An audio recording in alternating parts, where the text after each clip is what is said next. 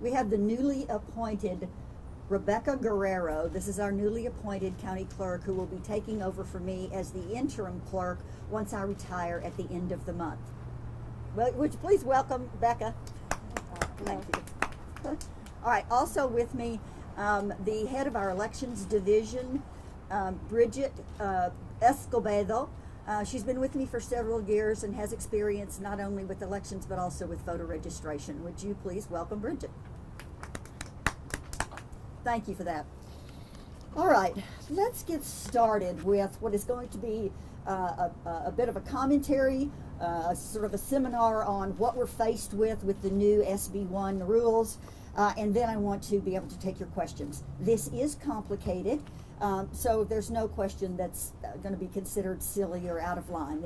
We're going to try to make sure everybody leaves here today with an understanding of what the problems are and what is the best thing we can do for voters.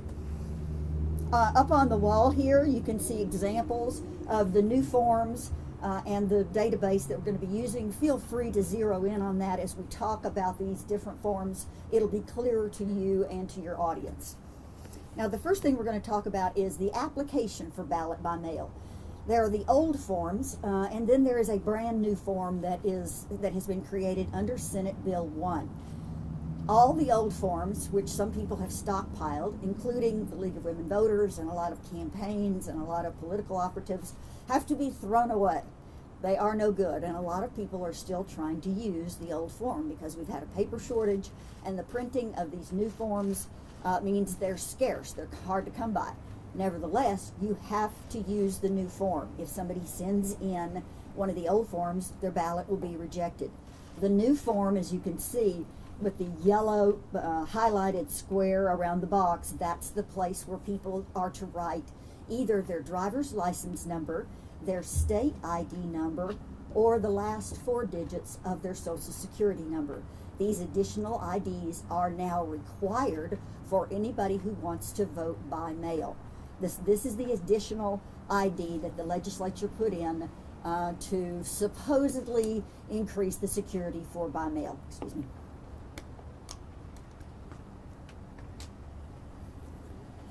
Now, what the next step for what we do with those identification numbers is the voter is playing a guessing game with this. The voter is trying to remember the number that they signed up with at the voter registration office, however, 10, 20, 30 years ago. What number did I use for the voter registration database? Was it my driver's license number? Did I use my social security number? Do you remember what you signed up with?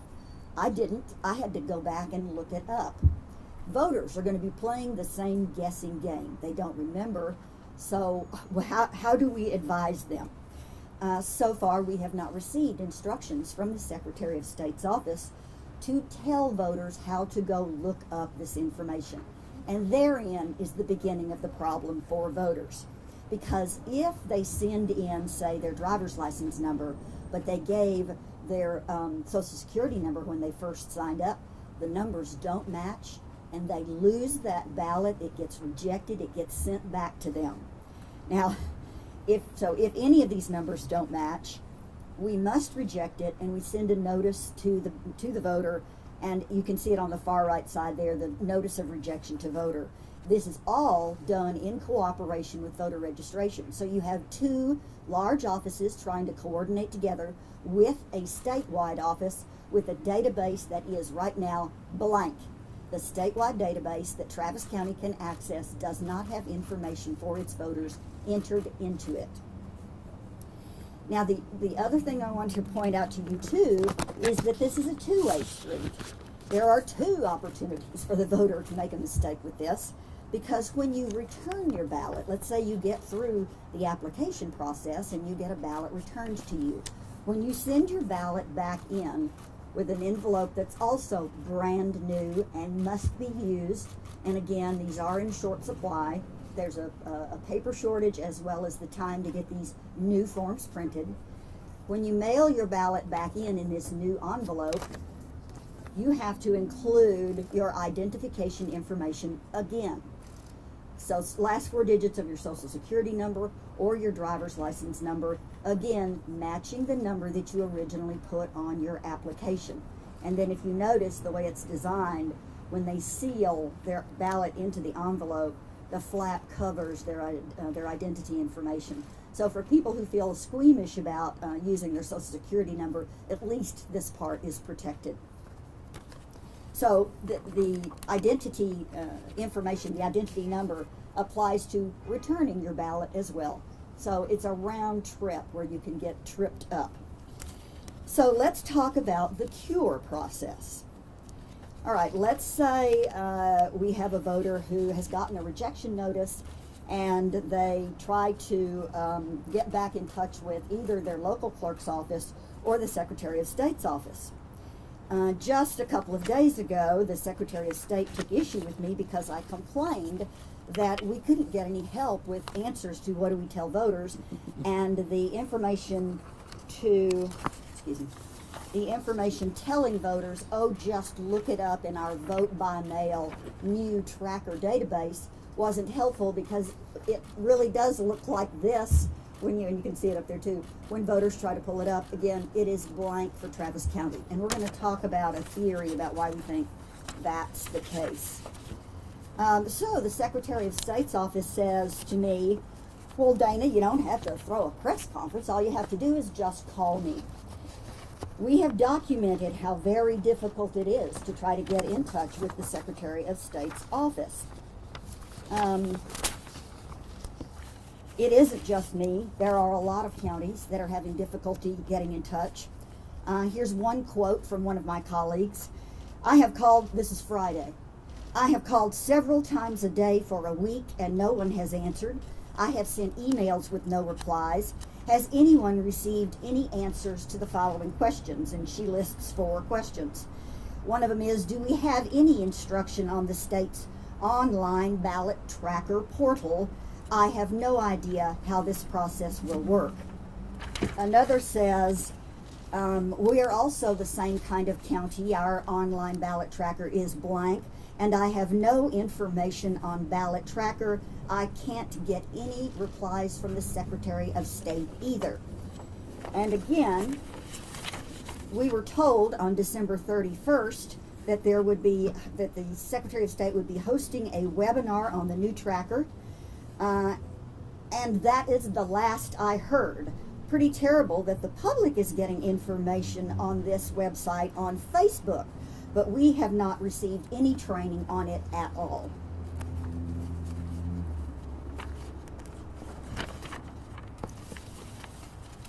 Just from our own experience, what I would let you know is we have it documented that on one day we tried, it took us 33 tries to get through to the Secretary of State's office.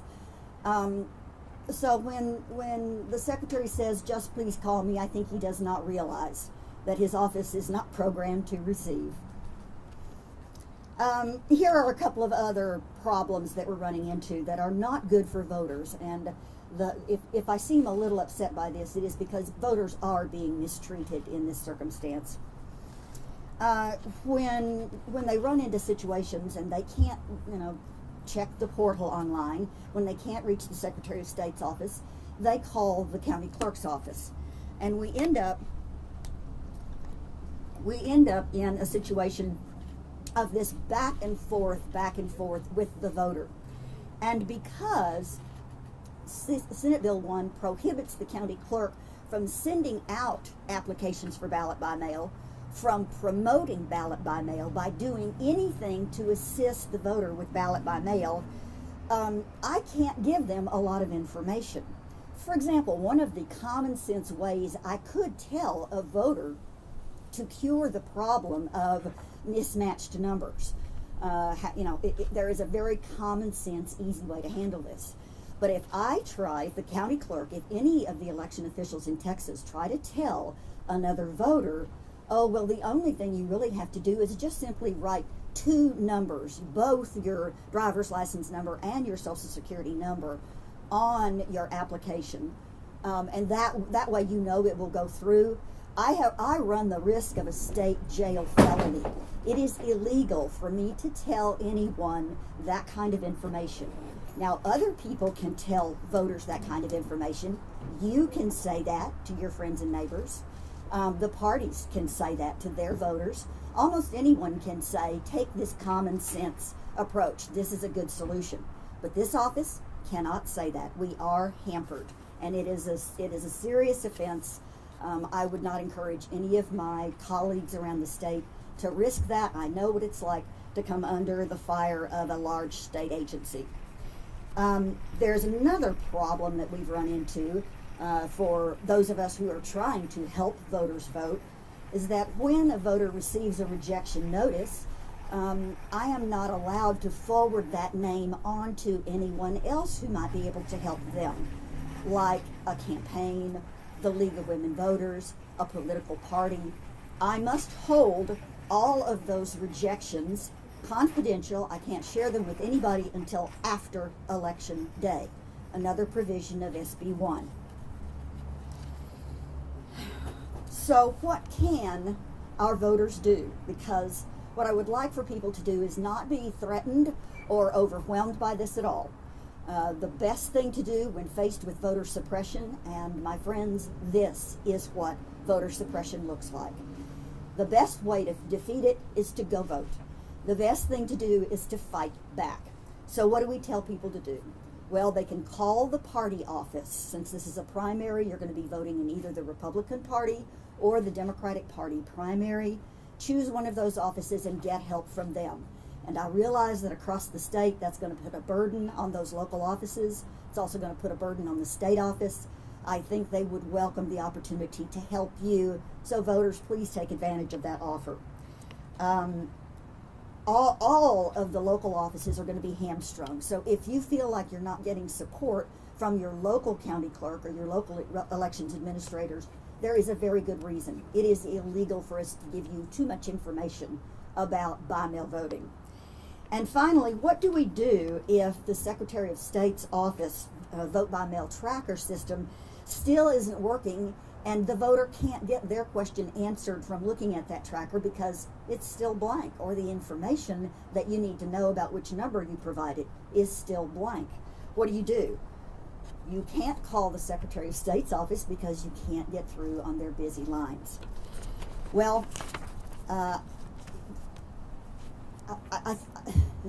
what do? You keep trying. You tell voters, don't give up. Keep trying. Keep calling us. Keep calling the parties. Keep calling your friends. Keep watching even social media, although be very, very careful about what you read on social media, because I don't want you to get tricked. You need legitimate sources of information. But you're going to have to fight through this. This kind of suppression was designed to stop you from voting. Do not let it stop you from voting. Now, here's the other thing. In defense of all of the offices around the state who are struggling with this, what I would say is that SB 1 has set a very high bar for any of our offices to be able to cope with this SB 1, with these new SB 1 requirements. Every office involved, voter registration and elections, and every ballot by mail voter must perform each step in this process timely and accurately. In other words, perfectly, or you are very likely to lose your right to vote. Today, 30 minutes, well, let me go back. Saturday at 11 a.m., we received notice from the Secretary of State's office that they had suddenly scheduled a 9 a.m. 9 a.m. webinar for this morning, 30 minutes ahead of this press conference, and that they were going to talk to election officials about how to do rejections. That is not all that helpful. I mean, thank you very much. But what we really need to know is, how do you use the portal, and when are you going to turn it on? We found out just a little while ago that the Secretary of State's office will be conducting a webinar on Thursday that will teach us how to use the portal. Now, that is too little, too late, but it's better than nothing. So I'm glad my criticisms of this process have caused the Secretary of State's office to scurry around and get back with us, because they are late and overdue. Now, I have a couple more things to say about the Secretary of State's office. One of them is, is that Most of the people who work in the Secretary of State's office are capable and dedicated public servants who are caught in a terrible situation. They do not want to be in a position where they can't help voters. Nevertheless, people like the Secretary and the legislature have placed them in this untenable situation, and we are all going to have to deal with the fact that that office has been poorly funded and ignored for far too long. And that was done deliberately. They don't want this office to help voters, and they want to do everything they can, the legislature with SB 1, to stop counties from being able to help voters as well. In conclusion, what I would say to voters is, go vote. In person, if ballot by mail is a concern to you. We do have social distancing, or we will have social distancing at the polls and PPE. We're going to do our very best to protect you. So keep in mind that even if you are concerned about COVID, we think the polling places are safe. If you want to vote by mail, do your best to watch all of your instructions very carefully. This is the one time when you want to pay attention to the directions. Follow it very carefully, do everything it says, get help from friends, get help from your party of choice, and then do please exercise your right to vote. The last thing we want is for you to miss this opportunity to vote. Please go vote. And then finally, the last thing I have to say is there are some important dates that are listed up there. The last day to register to vote is coming up at the end of the month. And the last day to apply for a ballot by mail is Friday, February 18th. So voters still have plenty of time to apply for a ballot, plenty of time for everyone to get the word out to them that they need to include new identification numbers on their application for a ballot, and that those same numbers also have to be written on their ballot when they return their voted ballot back in to be counted. Okay, that's all I have for prepared remarks. I'm now available for questions, and I know this is complicated. Do you think you could have done a better job communicating with voters about this new ID requirement? And what is the communications like right now to voters who could get rejected? I would love to have done more communication about this, but I am hamstrung. A state jail felony is nothing to, thumb your nose at. I would have preferred to tell voters exactly what to do.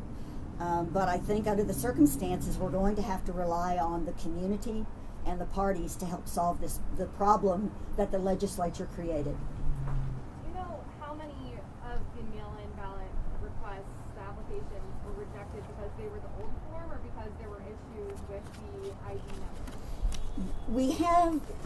We're working on that. We have a preliminary idea. I think you heard that Bayer County had a 50% rejection rate. We had a 50% rejection rate. Williamson County's rejection rate was 40%. Harris County was telling it a little differently. They said their rejection rate was 7 times their normal.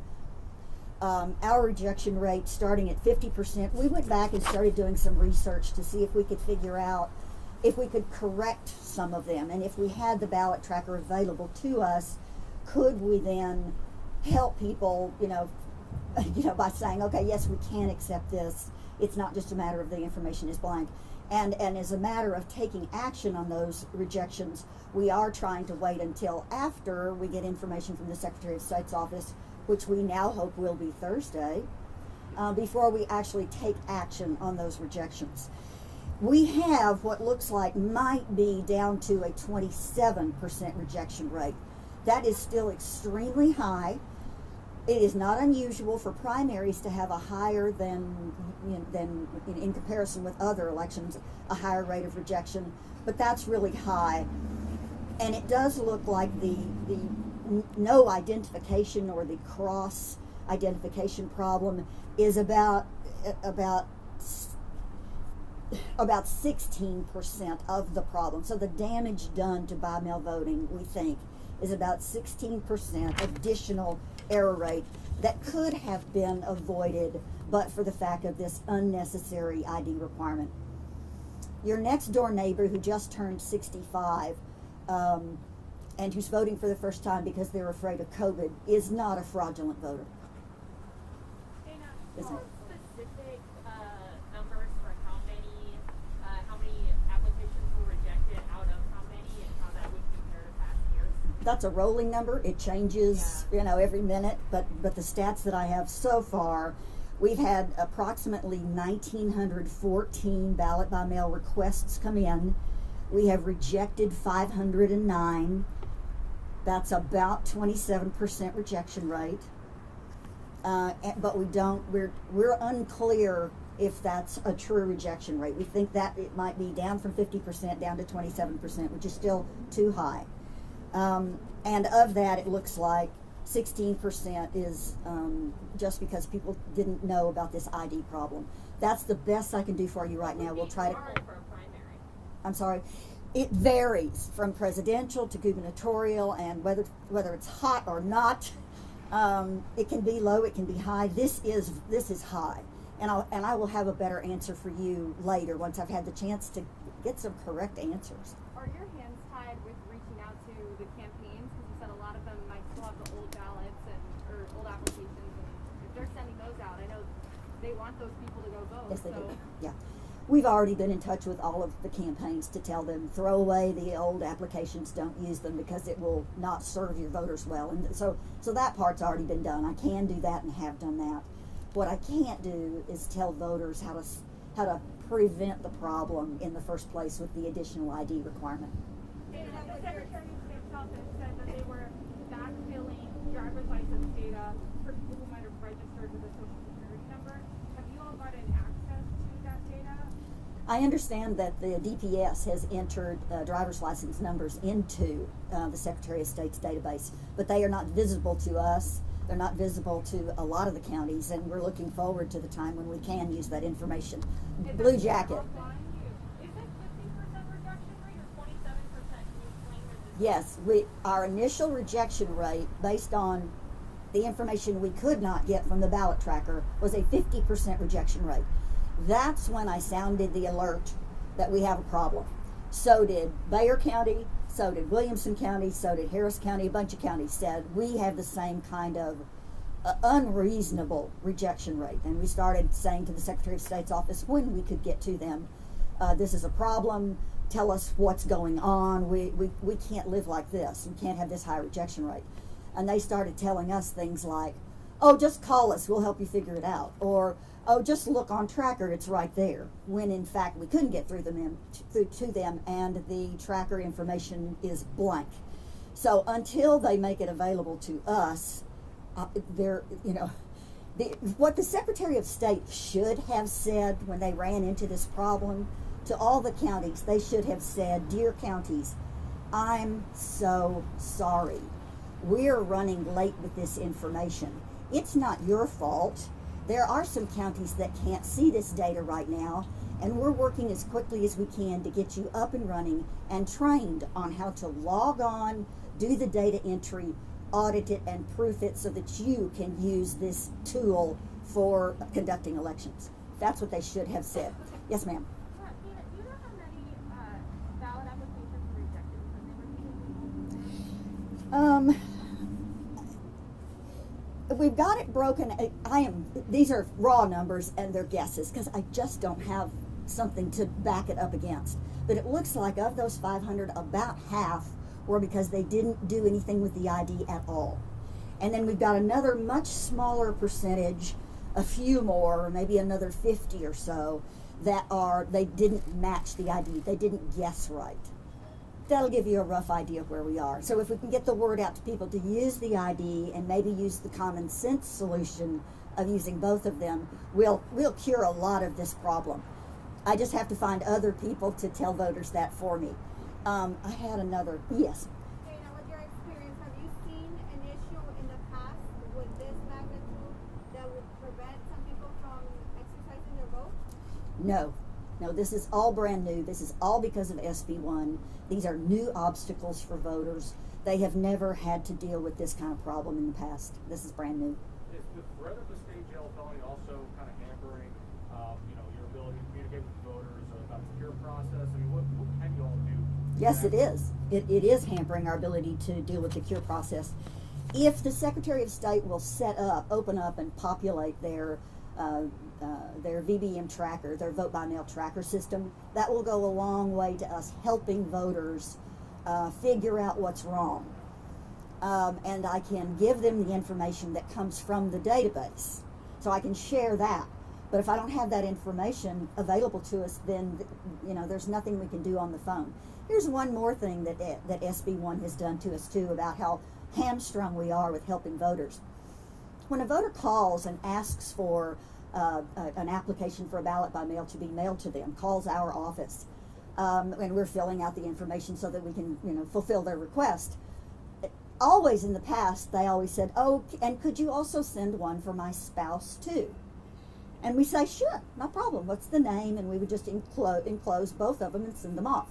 Now we have to say, "No, I'm sorry. Your spouse has to individually call us and request separately a ballot by mail application. I can't take both of them from just one person." What are you hearing from voters when you have to tell them that? I mean, would you say people are adequately aware of all of these changes, or is there a lot of confusion? Yeah, of course they are not aware. And this confusion has been deliberately caused in order to, if this is disruptive. Usually they say something to us like, "This is ridiculous." And I would agree with them.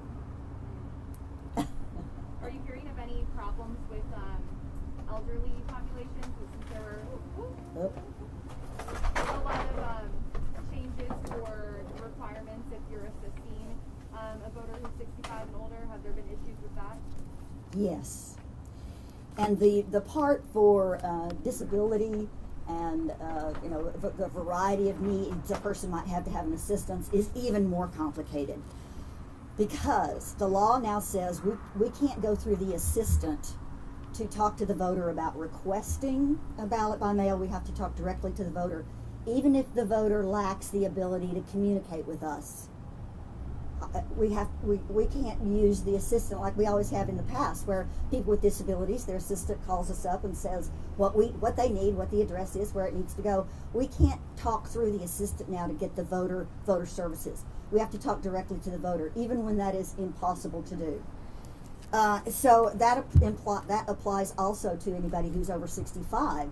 They have to talk directly to us. They can't talk to us through an assistant. So for people with disabilities, this is a big hurdle to get over. I anticipate a lawsuit. This cannot stand. We have to be able to use assistance in a much more reasonable way. Has your office been able to communicate this stuff with like nursing homes or any other places where some of these people might be, getting this information? We've only just begun that process. I anticipate there's going to be a flurry of telephone calls from folks asking us about this. We'll do our very best to explain to them, and we're working right now on write-ups that we can put on the website, so that if we get overloaded with phone calls, at least you can look on the website and find out what's going on.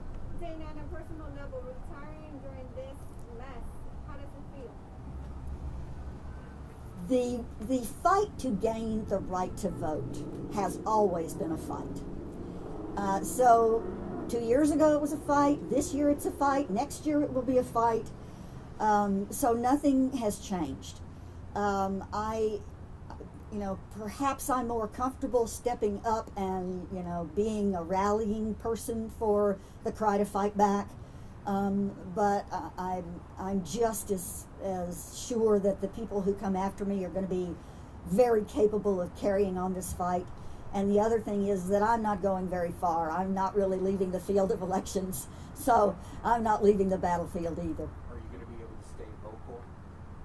As a matter of fact, I might be able to be more vocal once I leave office. So I intend to stay involved in elections. Yes.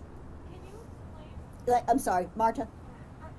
Yeah, the question that has come up from the community, people that use naturalization certificates, Yes. passports, military ID, and also IDs for gun permits. Does that affect those as well? Yes, and this is where it does get really complicated, and I don't want to get too far into the weeds with y'all, but yes, and there's one other category of people that are problematic. All the people who have asked for privacy for their addresses, victims, police officers, judges, those sorts of folks, they're going to have difficulty using the portal because their addresses are concealed, they're cloaked. So there are lots of examples of people who are going to have difficulty. And this morning, NPR did a story on the fact that the League of Women Voters, who always prepares packets for people who are newly naturalized citizens, and in their packet they get a voter registration card, one of the new ones. The Secretary of State's office has told them as of this morning that they can't provide them with materials for those packets because they don't have enough, because they failed to plan ahead and get this done in time to answer these questions for the primary. So yeah, everybody is being affected by these obstacles to voting that are being caused by SB1. I just got a question from a voter on Twitter.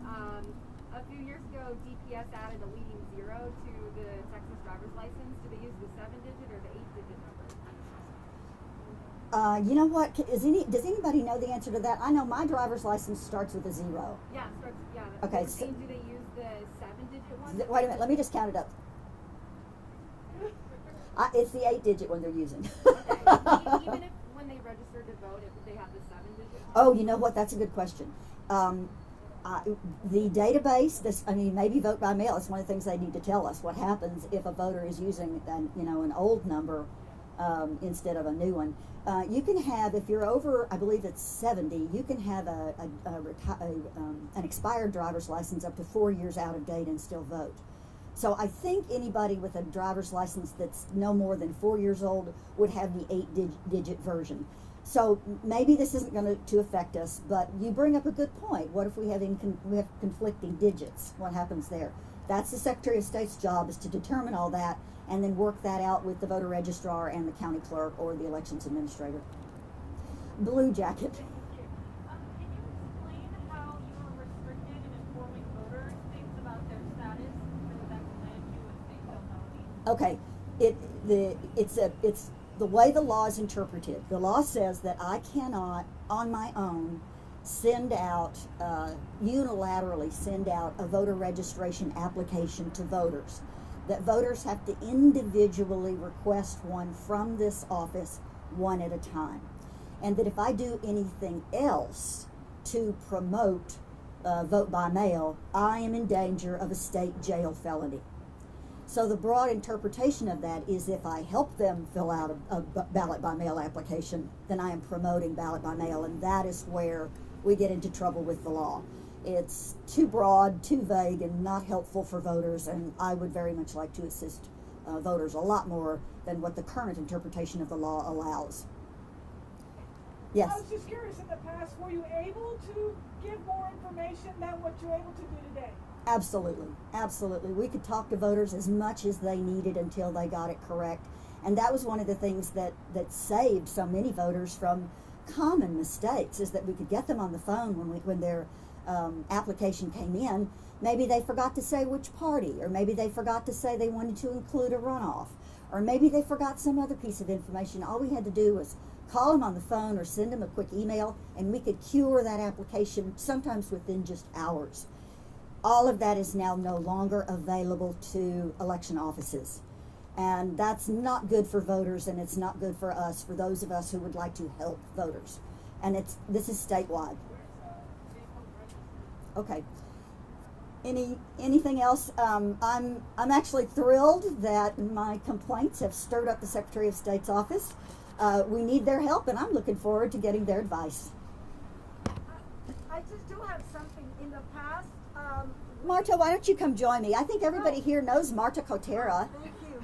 Well, I asked this question as a advocate for voting.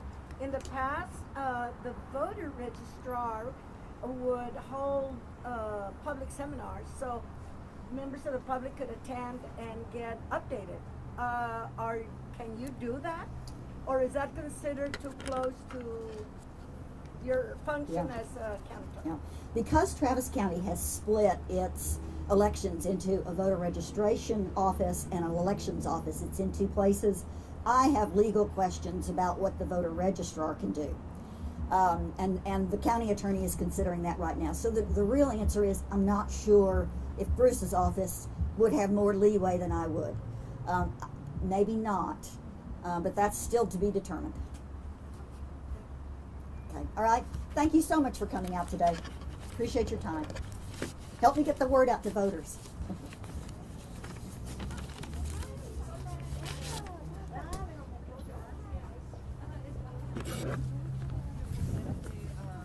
Sí.